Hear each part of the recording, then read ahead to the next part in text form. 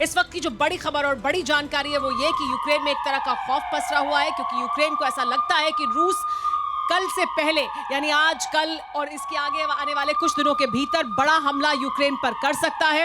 इस बड़े हमले की तैयारी की गई है, ऐसा यूक्रेन को लगता है। हमले के खौफ से पूरे यूक्रेन में अलर्ट जारी किया गया है, हाई अलर्ट पर है यूक्रेन।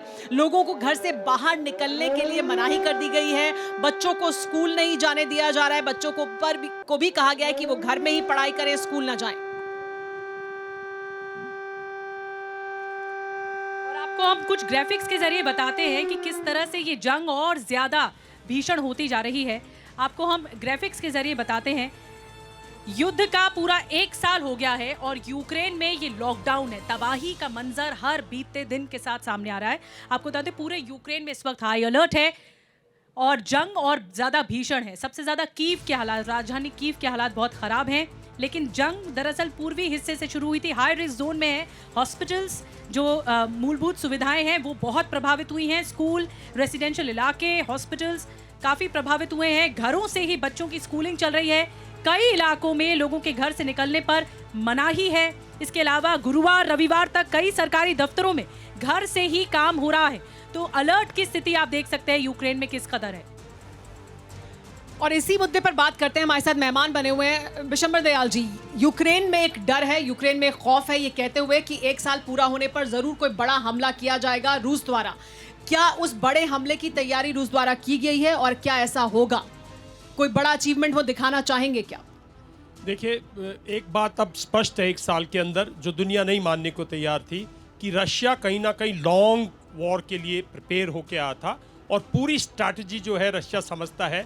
तो उसके तहत रशिया अपना जो बफर जोन है उसके लिए जरूर लड़ाई लड़ रहा है। लेकिन ऐसा बड़ा हमला जो हम सोच रहे हैं, जैसे कीव पे एडवांस दिखाया था या जैसे मरियोपोल में उस टाइम पे घमासान युद्ध किया था, मैं नहीं समझता इस किस्म का रशिया कोई अगले इस फरवरी, एटलीस्ट मार्च एंड अप्रैल तक ऐसा कोई स्टेप लेगा।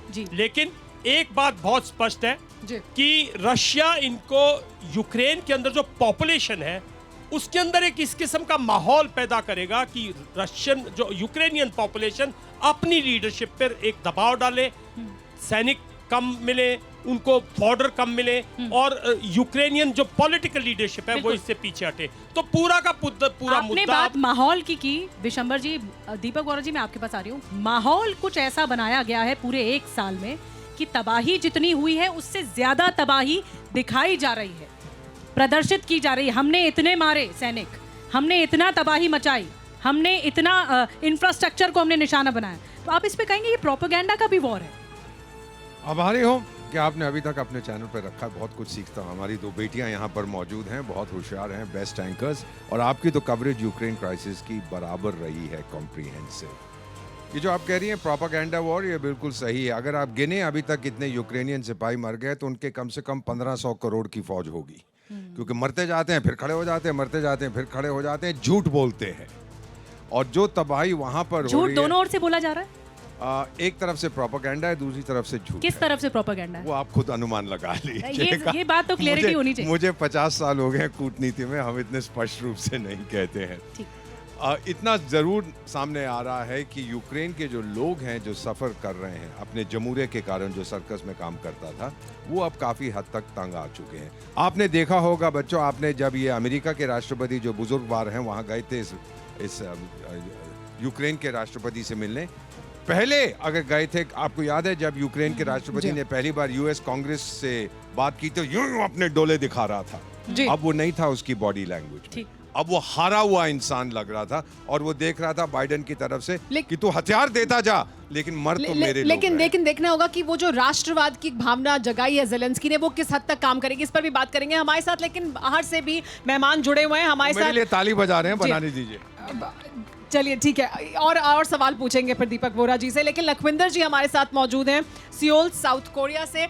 लखविंदर जी, एक बड़ा सवाल ये भी है, लगातार जो चर्चा है कि आप क्योंकि साउथ कोरिया में मौजूद हैं, इस वजह से जो अलाइनमेंट है दुनिया में उसको लेकर भी अब, क्योंकि पिछले कुछ दिनों के दौरान चीन को लेकर बहुत चर्चा हो रही है कि चीन बहुत एक्टिव है, क्या वाकई वो एक्टिव रोल निभाएगा या हम देखेंगे अमेरिका और चीन के बीच जो टेंशन्स हैं उनका नया दौर शुरू होगा क्योंकि वो रूस के और करीब होगा?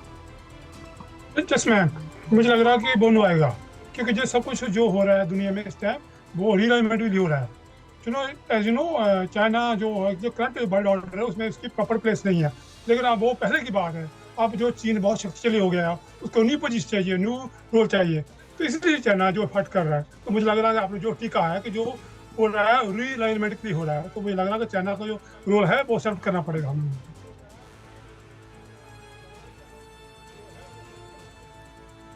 जी हाँ, हमारे साथ कुलदीप जी भी जुड़े हुए हैं कीव से। और मैं जब कीव में मौजूद थी तो बहुत करीब से मैंने देखा है कि कीव में किस तरह से बहुत दूर दूर के इलाके तक कुलदीप जी जाते थे और वहाँ से बहुत सी जानकारियाँ उनके जरिए हमने हासिल की हैं।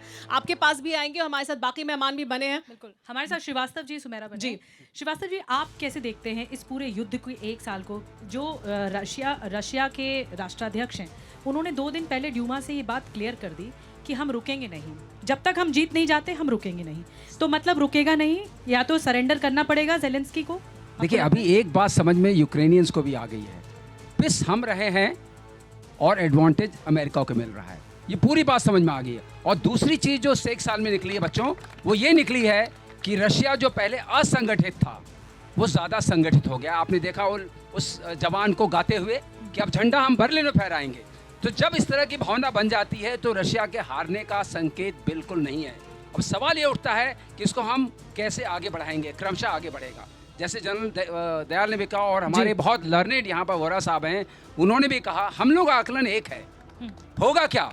होगा ये है कि धीरे धीरे यूक्रेनियंस को समझ में आएगा कि ये लड़ाई हमारी नहीं है, ये लड़ाई तो अमेरिका की है।